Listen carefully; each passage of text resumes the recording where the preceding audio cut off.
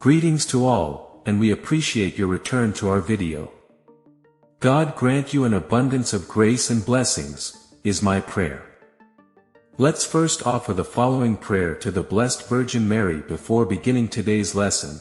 I ask that you, Mary, the devoted daughter of God the Father, will take on the responsibility of looking after my soul. Protect the divine vitality that is in my spirit. Please don't let my transgression cause me to lose it. I beg you to keep my mind and will under your protection so that everything of my thoughts and desires will please God. Mary, full of grace, I hope that the Lord would be with you.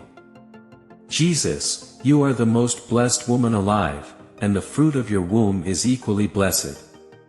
Please intercede for us sinners, Mother of God, Holy Mary, both now and when we are ready to choke. I'm grateful. Mirjana declared that, today this country will be swallowed by water.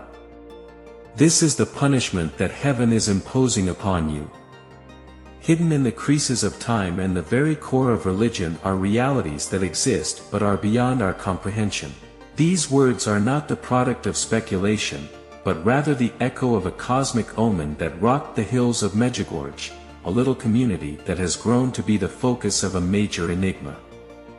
The Virgin Mary spoke with one of her apostles, Mirjana, at the intersection of earth and sky in order to deliver a message that rocked the foundations of the Catholic faith everywhere. This message called for repentance and conversion, as well as for continual prayer and a warning of impending destruction. Mirjana experienced a vision in the middle of what seemed to be a heavenly light on one of her regular days in Medjugorje. She was given a dreadful prophecy by the seemingly melancholic Virgin Mary that may shake the entire world. This country will be swallowed by water. Though those comments were direct, their significance was horrifying and profound. This is the vengeance God has imposed in order to atone for the sins of nations. There will be total devastation in Mexico, Spain, and Italy.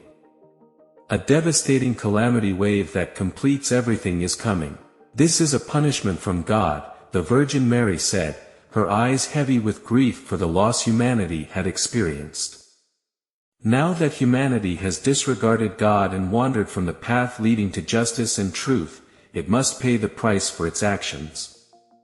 The corruption, cruelty, and disdain for those who are most defenseless among us have infuriated heaven. The only elements that can cleanse our earth are fire, water, and the force of waves. After all those years of tranquility, the village of Medjugorje became the center of a spiritual earthquake. Mirjana, the Virgin Mary's spokesman, never wavered in her devotion to her faith and shared this information with all Catholics. She declared with unshakable conviction, this calamity is a call to prayer and conversion.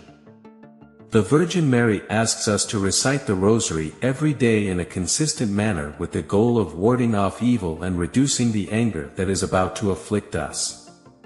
This was a prophecy that included Mexico, Spain, and Italy, three kingdoms united by a common fate. Because of their proximity to both the Atlantic and Mediterranean seas, their coasts will experience an unimaginable disaster. The people who live there, confused and afraid, turned to their faith for comfort.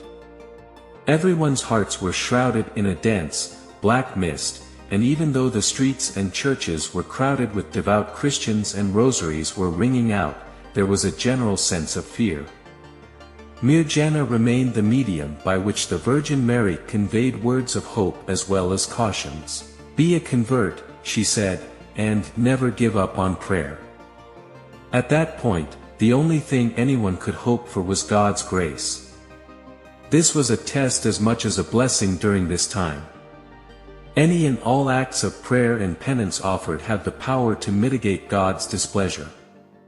Her words offered consolation to the bereaved and sobering advice to those who were reluctant to make life adjustments. At that moment, the people in the towns and cities experienced the power of prayer once more. Since the Rosary is a symbol of hope and faith, every believer came to view it as a constant companion. Families would gather together each night, their voices rising in prayer as their hands clenched the rosary beads. This thriving prayer life developed into a refuge of safety, a conduit for escape from despair and terror. Shouting Hail Marys was a sign of faith and a plea to heaven for all who did so. Over the next few days, heavenly and earthly signs began to appear. The seas seemed to go away, and the sky began to take on hues I could not quite identify. The scene was filled with an otherworldly silence. The truth of the prophecy was validated by signs and wonders that the natural world displayed in answer to the divine call. As people in the 3 affected countries looked up at the sky, fear and hope mixed together, knowing that something terrible was undoubtedly going to happen. The faithful summoned up the strength to hold on to hope and to live despite the impending peril.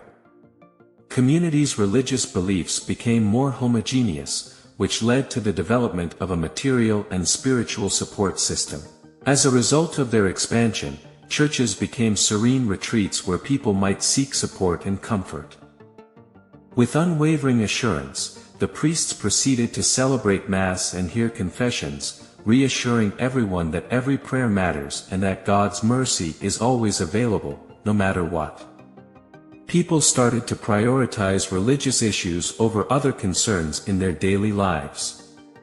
The fear of the unknown and the expectation of supernatural intervention clashed throughout the day.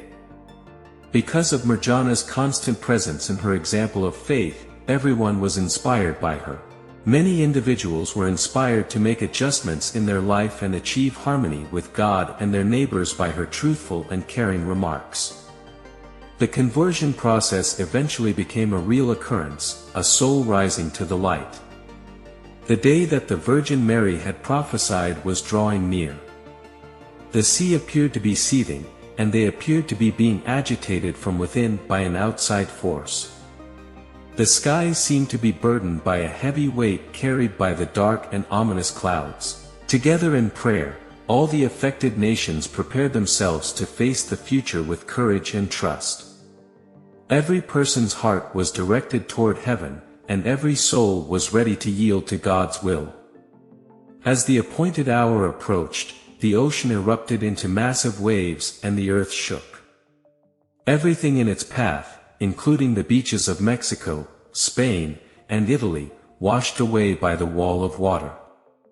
These nations were consequently totally destroyed. Even if the entire world was destroyed, the believer's faith glowed brightly like a beacon in the darkness. Numerous sincere prayers were offered up to heaven, sending a chorus of longing and hope. In the middle of the catastrophe, there was grace and difficulty, and each person found the fortitude to endure it all. Reconstruction got underway as soon as the storm passed. The area was totally wrecked but not entirely taken over when the sea subsided. This catastrophe strengthened the communities so much that they bent over and began reconstructing what had been destroyed. The faith that sustained Christians during the calamity provided the foundation for their later restoration. Every single life rescued and every single home restored is proof of God's goodness and the effectiveness of prayer. The word of the Virgin Mary, which was a call to hope and conversion as well as a warning of impending destruction, was delivered by Mirjana, the messenger. Faith strengthened and perfected as a result of being tested by the strength of the waves. Mexicans, Spanish, and Italians found a new strength in their common religious convictions through uniting in prayer and grief. Even in the depths of darkness, faith and prayer have the capacity to drive out evil and reveal the love of God. Faith and prayer have the power to turn evil into a light, just as the prophecy of Medjugorje became a beacon of light and a call to holiness and mercy resonated in the hearts of all Christians.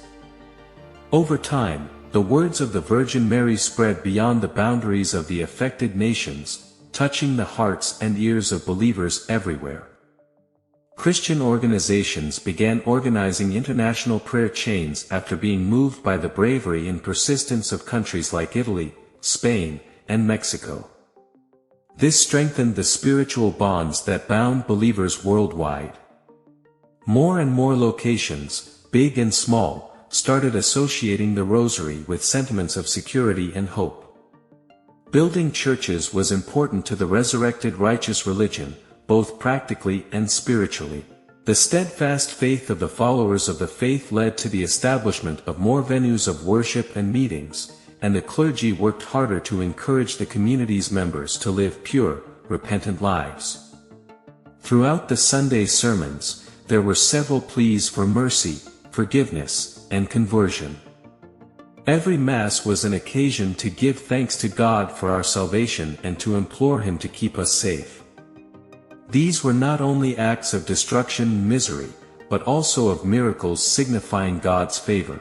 For those who were willing to allow faith to enter their hearts, apparitions, healing miracles, and celestial events became the norm. The visions and messages that Mirjana continued to receive from the Virgin Mary bolstered the faith and hope of the faithful. Every single miracle proved that God was still taking care of His holy people. The people's hearts were profoundly affected by the tragedy. Many of those who had previously been agnostic or skeptical of faith converted to faith after witnessing the fruits of prayer and prophecy. Confessions began to flow in like wildfire, and many began their treks toward personal atonement. Once word of spiritual rebirth and conversion spread, a great number of individuals were inspired to search within for the light of God. The terrible scenario that was developing in the affected countries attracted attention from all around the world. Many other nations sent in both spiritual and humanitarian aid. Under the Pope's direction, the Catholic Church organized fundraising campaigns and humanitarian efforts after the villages were destroyed in an effort to rebuild the areas. We appreciate you watching the entire video through to the end. What position do you take on today's topic? Kindly provide feedback in the space provided below, and don't forget to hit the bell button and subscribe to the channel in order to receive updates when the newest video is posted.